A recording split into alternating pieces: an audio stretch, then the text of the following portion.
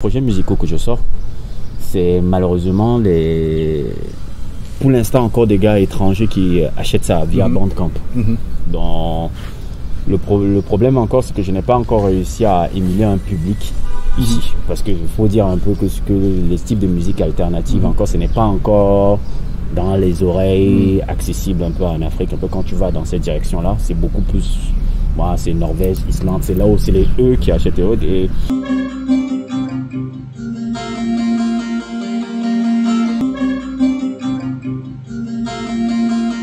Yes, Simo, ça fait 5 ans que Simo est sorti.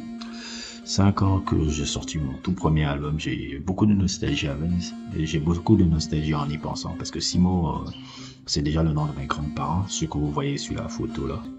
Et c'est l'album que j'ai fait complètement en pure indépendance, avec ma guitare, LMMS et beaucoup de créativité, beaucoup de trucs. C'était un album un peu que je voulais rendre hommage un peu à mes grands-parents, en imaginant un peu à travers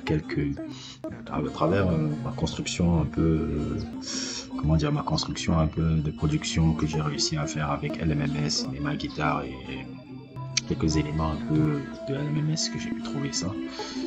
Le mixing, le mastering n'est pas trop ça, mais c'est un album que j'ai fait vraiment de manière spontanée, sans vouloir me poser dans les structures musicales ou quelque chose comme ça. Et je voulais, à travers cet album-là, instrumental, raconter un peu l'histoire de mes grands-parents, parce qu'il y a des extraits de films qui ramènent toujours à des films qui rapportent sur les couples amoureux et les turbulences que ça peut amener. Donc j'aurais imaginé un peu la vie de mes grands-parents, un peu et ce qu'ils ont vécu à travers ces extraits de films.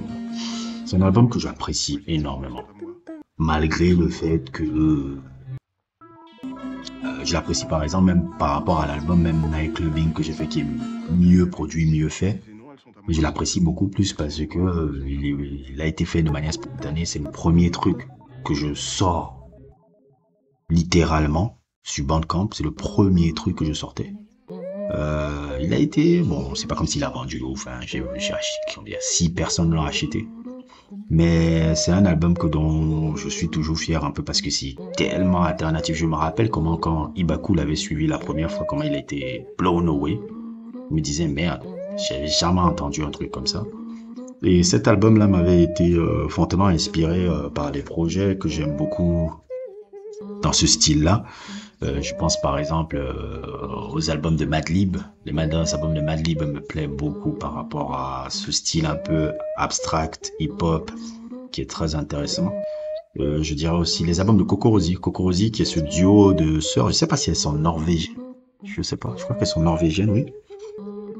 Qui avait fait cet album génial là, qui s'appelle La Maison de mon rêve là, qui était un album où elles utilisaient des instruments de jouets, des instruments, des ustensiles de cuisine et tout, pour pouvoir faire un album un peu complètement abstract, alternative. J'étais très inspiré par ça.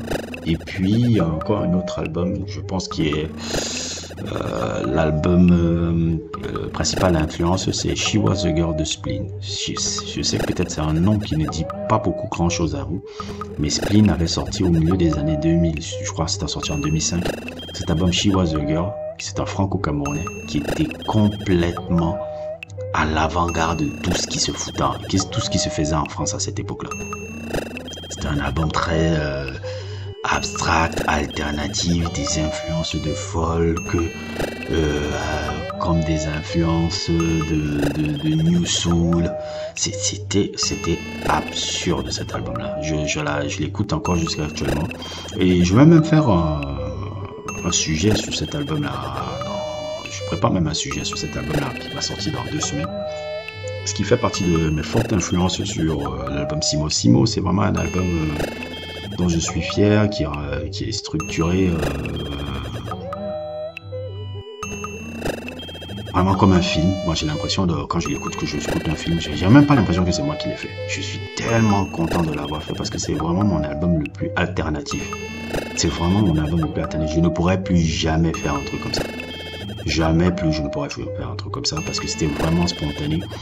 Une guitare, un micro et 2-3 tripatouillage sur LMMS, l'ordinateur, et j'ai réussi à créer ça. Comme quoi, c'est aussi mon cri aussi un peu par rapport à ces choses. Je pense qu'on a assez d'outils pour faire de la musique actuellement. Oui, c'est bon d'avoir un studio, oui, c'est bon ce truc, mais on peut faire beaucoup de choses avec pas grand-chose. Actuellement, avec le net, avec Internet, avec l'accès à l'information, avec l'accès à la technologie, avec l'accès au logiciel, on peut faire beaucoup de choses avec peu de choses. L'album Night Clubbing, que les gens écoutent et qui me disent « Waouh, comment c'est fait, c'est génial ». Ça a été fait dans une chambre. J'étais dans la chambre de mon ami Yann Moni, que vous voyez ici, qui est un super musicien. Je me rappelle, à un moment donné, je vivais avec lui. J'ai dit, je suis chez toi là, on va travailler sur un album là pendant 3 semaines. On va faire un album qui ressemblera à Prince, qui ressemblera à Madonna, les Timberlake, New Wave et autres et tout. Et comme toi, t'es meilleur musicien que moi, on va travailler sur ça. Je vais mettre des squelettes de production que tu vas suivre et améliorer un peu dans la musicalité, puisqu'il est meilleur musicien que moi. En fait, cette idée de composition, c'est qui m'a donné l'idée? Jamiroquai. Par exemple, JK, il a ce truc-là. JK, à un moment donné de sa carrière, c'est pas vraiment un super musicien, mais il utilisait toujours des barres de notes, des notes basiques, qui demandaient à Stuart Zender d'enrichir après. Et comme ça faisait la composition. C'est par lui que j'ai appris cette technique-là. Et dans Night Clubbing, on avait un peu, il y avait, comment dire, la première partie, on avait travaillé à deux. Puis il y avait un son qu'il avait fait seul. Je crois que c'est le son là où il y a As Days Goes By qu'il avait fait tout seul. Mais je l'avais seulement dirigé de suivre un peu le truc de Dolphin Brothers. Je crois que si vous avez vu mon sujet sur Dolphin Brothers, c'est ça que je l'avais dit. Et puis la deuxième partie, je l'avais fait tout seul. C'est pour ça que c'est beaucoup plus électronique la deuxième partie. Et c'est lui qui a fait le mixing, le mastering. C'est Yann qui a fait un magnifique mixing, un magnifique mastering. Je me rappelle, il passait des jours et des nuits à faire le mixing et le mastering pour faire cet album-là. Donc franchement, merci à lui. Et c'était dans une chambre qu'on a fait ça. C'était dans une chambre. Quand j'ai fait Simo, je l'ai fait dans une chambre. Je me rappelle, j'étais sur mon lit avec l'ordinateur, ma guitare. Je n'étais pas dans un studio, je n'étais pas dans le truc. Maintenant, le mixing, le mastering n'est pas trop top. Mais au moins, me dire qu'il y a 5-6 personnes qui ont acheté un truc que j'ai réussi à faire dans une chambre. Et un truc aussi qu'un artiste comme Ibaku, qui est un artiste confirmé, qui me dit c'est génial ce que tu as fait là. Pas pour me faire plaisir, mais qu'il écoute ça. Il me dit tout le temps, merde, pourquoi tu ne refais? C'est lui-même qui m'a poussé même à faire la ressortie de l'album. L'autre jour, il discutait, il dit, il faut que tu ressortes l'album là. Franchement, j'ai adoré ça. Il avait même montré ça, il m'avait fait écouter ça à Céline Rabican. Il dit, mais qui est le gars qui a fait son album comme ça? Donc, c'est pour ça que je remets un peu cet album,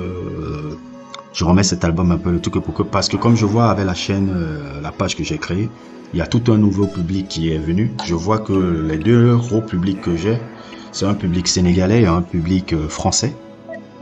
Sur la page de Sorcera, et c'est pour vous faire découvrir vraiment cet album alternatif que j'avais réussi à faire il y a 5 ans, qui a été acheté par juste 6 personnes et qui n'a pas forcément eu un gros succès ni un gros impact ou quelque chose, mais je sais que c'est un album qui moi me plaît énormément dans l'approche, dans l'approche alternative, dans l'approche complètement originale. Je sais que ça là, j'ai fait quelque chose d'extraordinaire avec ça. C'est vraiment pas de la vantardise, c'est vraiment pas. Maintenant, si les gens disent que c'est de la merde, bon, ça les regarde, bon, s'ils peuvent le dire, mais moi, je trouve que c'est hyper bien. Ça sonne comme les albums que je suis, ça me sonne comme si j'étais en train d'écouter les trucs de Vashti Beyan ou les trucs de Coco Rosie ou les trucs de Split. C'était exactement ce que je voulais faire avec cet album-là. Donc pour ceux qui les redécouvrent là, pourraient le redécouvrir là sur la chaîne du Sorcera. Et pour ceux qui veulent se le procurer un peu sur physique ou quelque chose comme ça, vous pouvez vous le procurer sur le lien Bandcamp en description. Et je pense que ce sera tout. J'essaierai de ressortir un peu parce que j'ai fait beaucoup de projets musicaux. En ces 3 dernières années, j'en ai fait beaucoup. J'essaierai de sortir certains que je considère un peu intéressants à faire écouter à mon nouveau public que j'ai là, de Sorcerer. Et j'adore que vous regardez et vous m'envoyez souvent des trucs en inbox par rapport à la chaîne que vous appréciez.